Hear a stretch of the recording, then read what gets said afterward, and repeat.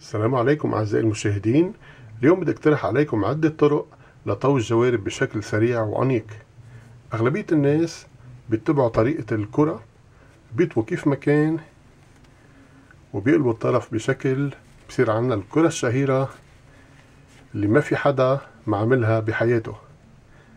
السلبي بهالطريقة هو إنها أولا تستغرق وقت طويل، ثانيا منظر غير جميل، ثالثا الشكل هندسيا منه عملي، الشكل الكروي بيتطلب مساحة أكبر بالجارور، ورابعا هالمطة هيدي لطرف الجوارب حول الكرة بتسبب ترهل للقماش مع الوقت وبتنزع شكل الجوارب، بتصيروا بتطلعوهم من الغسالة بأشكال غير مألوفة كأنهم أوجه مخدات.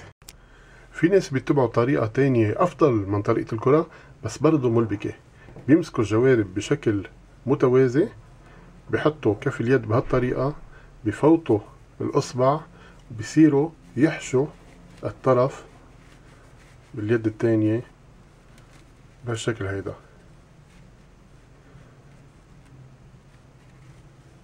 بيطلع الشكل أفضل من الكرة بس مثل ما شفتوا الطريقة ملبكة والنتيجة عادية غير مبهرة. عشان هيك بدي اقترح عليكم بهالحلقة أسرع وأسهل وأجمل وأرتب طريقة لطوي الجوارب. بكل بساطة بتصفوا الجوارب فوق بعضها بنفس الاتجاه، بتتنوا الكعب للوسط بشكل يصير الخط جالس، وانتم ثابتين الكعب بإصبعكم تطووا من الطرف للطرف، بترجعوا كمان تطووا من الطرف للطرف، بعدين بتمسكوا الجوارب بكف اليد بهالشكل بدون ما تفقدوا الترتيب، بتفتحوا الطرف بدخلوا فيه الإصبع الكبير وبتقلبوه على اليد على كف اليد بهالشكل وبتسحبوا،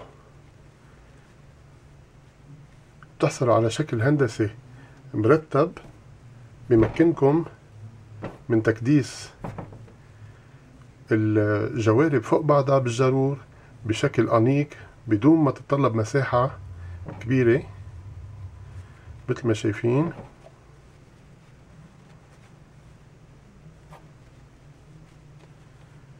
فيكم تصفوهم بهالشكل أو بهالشكل أو حتى بهالشكل فوق بعضهم حسب علو الجارور ومساحته. وعلى فكرة ما بحاجة انكم توضعوا الجوارب دايما على الطاولة لتطبيق هالطريقة، فيكم تعملوها على الطاير، بتحملوا الجوارب بهالشكل، بتطووا من الطرف للطرف، بترجعوا الزاوية اللي هون بتفوتوها بهالشكل للداخل،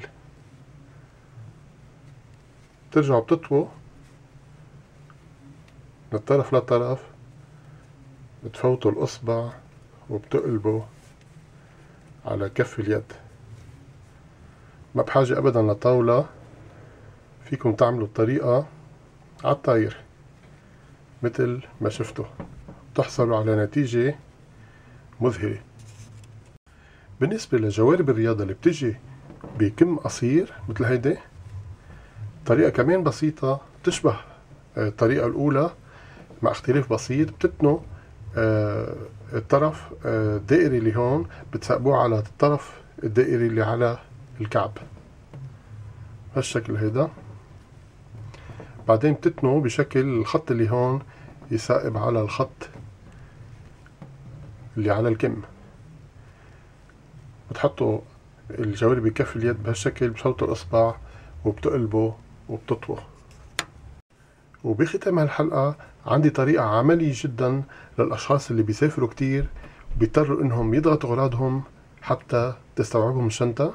بتصفوا الجوارب فوق بعضها بهالشكل، بتلفوها بشكل ضيق وبتطلعوا طلوع، الزاوية هون تبرموها بشكل تخلوا الخط مستقيم، وبتكفوا لف للأعلى،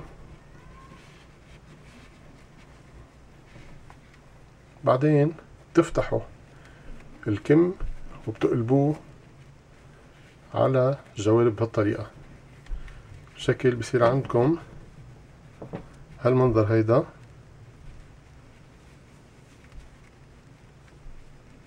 شكل مرتب وما بياخد مساحة مثل ما شايفين. حتى اعملكم مقارنة، عندي هون جوارب بنفس الحجم مطوها بالطريقة العادية، ففي فرق بالحجم مثل ما شايفين. بياخدوا اقل مسافة بالشنطة، بتطلعوهم بكل ترتيب وبتلبسوهم. بتمنى هالحلقة تكون نالت اعجابكم. لمشاهدة المزيد اضغطوا الرابط ادناه او فتشوا في اليوتيوب تحت إيهاب بلانيت كلمة واحدة. وما تنسوا الاشتراك والشير، وما تنسوا ترتبوا دايما جواربكم بالجرور بشكل أنيق وبيفتح النفس. إلى اللقاء.